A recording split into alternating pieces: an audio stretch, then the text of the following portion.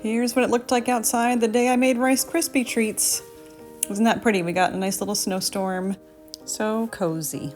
The first step to making Rice Krispie treats is making marshmallows, which is much easier than it may sound like. So into my pan, I'm adding sugar, and I will add water and some agave syrup. You can also use corn syrup. You just need something to stabilize the marshmallows. If you don't do this, you can do it without any kind of syrup in there, but you would want to eat them quickly and they don't store. But with this agave syrup in it, they will store. So I'm gonna get this heating up and we will make some marshmallows to make our Rice Krispie treats out of. My name is Chandra, and I have been making Christmas cookies every week this December to hand out, mostly to our delivery drivers, but we have been enjoying them as well. So I hope you're having a good holiday and making some of your own treats and cookies. So now I'm adding into my mixing bowl some water and gelatin, and I'll let that soak while my sugar is heating up. When you're making marshmallows, you need to heat the sugar to a certain temperature. However, if you just want to get your sugar mixture hot and then do the same thing with the gelatin that I'm doing here, bloom it, and then all the steps are exactly the same to make fluff as to make marshmallows. You just don't need to bother with heating the sugar up to that certain temperature. You just need to get it hot. And then if you blend that up with the gelatin, you will have some beautiful fluff. And that keeps in the refrigerator for quite a few days. I just put it in a container and we use it for our hot chocolates and such.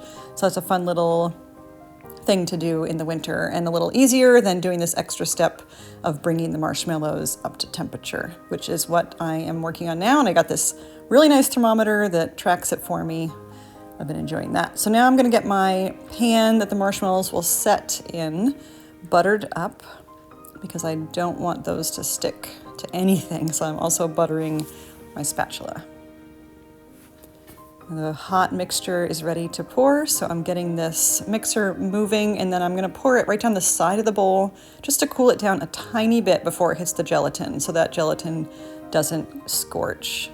And then this mix will mix on high for 5 to 10 minutes. It needs to triple in volume and get very beautifully white.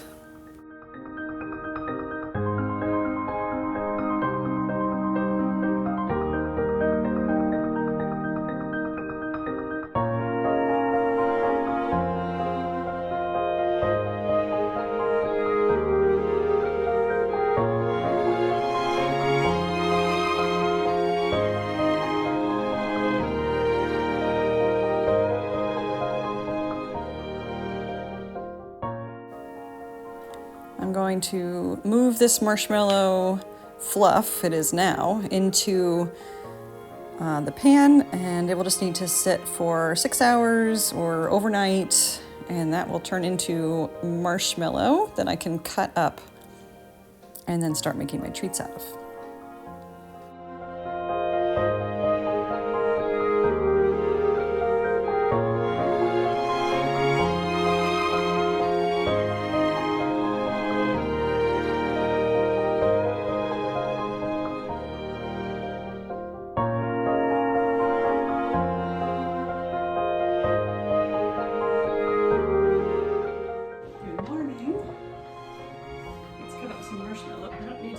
Fancy about my cutting, so I'm just going to be melting these into the Rice Krispie treats.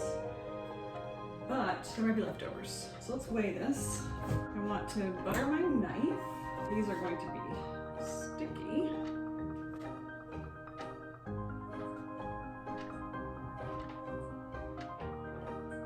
That's probably more than I needed, but that'll be nice and slick.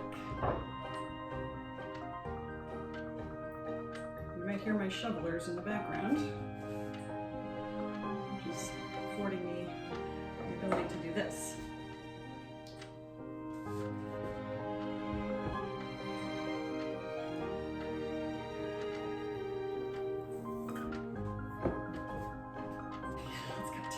My plan this year is to have kind of a once a week make a different Christmas cookie or treat. And then as we get delivery drivers, I do order some of my Christmas things online, and they are working hard. And those are big boxes, some of them. So it's nice to have stuff as a thank you. So I'll have different things every week, roughly.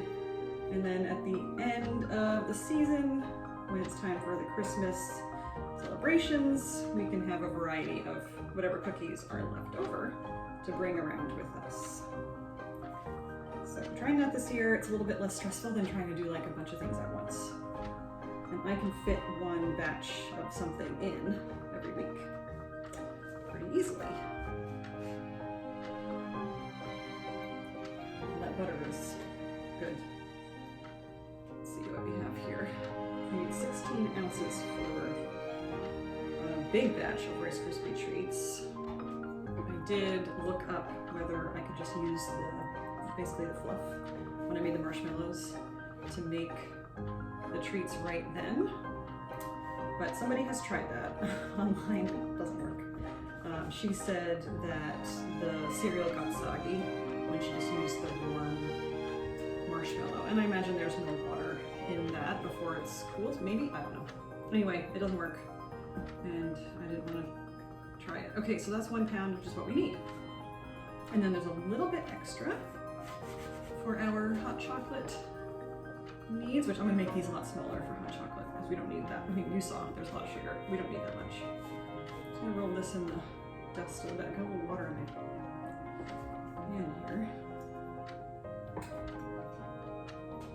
So I will have to toss these in a mixture of powdered sugar and arrowroot. That's a nice little hot chocolate size.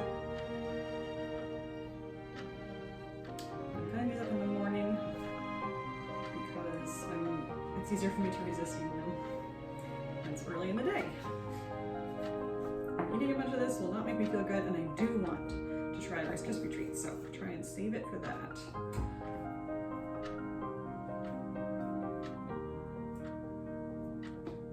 This butter is definitely wearing off.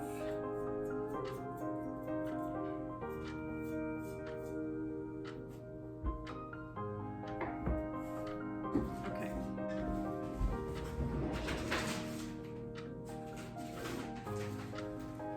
Powdered sugar and arrowroot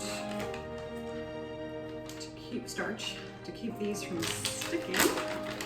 And I'll just store these in a jar.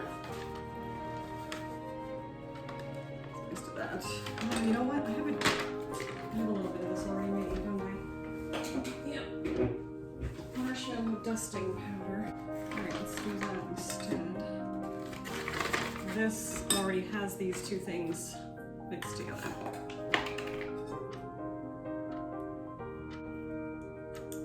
Last time I did this.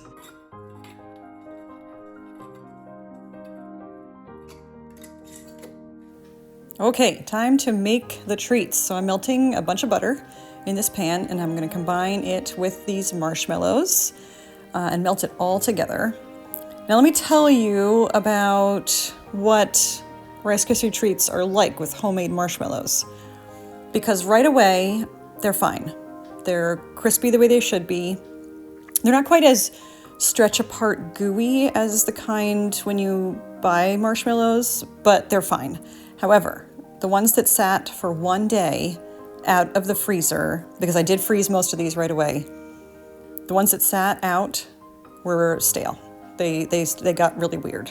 So it is fine to make them with homemade marshmallows, but they need to be frozen right away or consumed right away, one thing or the other.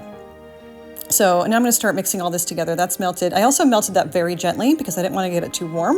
There was some comments about it getting stale if it was too warm, so I definitely didn't get it too warm. That was not the problem. I don't know what it is about homemade marshmallows, but I still think it's worth it because I think it's fun to make, and I think the texture of the marshmallow is so nice. The treat, maybe not so good if you let it sit. So keep that in mind. Now, the other funny thing about these marshmallows is I made these marshmallows. My dining room is right next to my kitchen. My kids were sitting at my dining room table making Christmas cards. I did all of this while they were right there. They had no idea. Isn't that funny? they were so absorbed. And I mean, for observant kids, these kids miss a lot sometimes. So anyway, I'm adding in some sprinkles just to make them Christmassy, and gonna mix that all together and get it packed into my 9x9x2. It's a pretty high pan, so I can get all of this into it. Pan that's been nice and buttered. And then these will sit for a few hours to set up, and then we can cut them.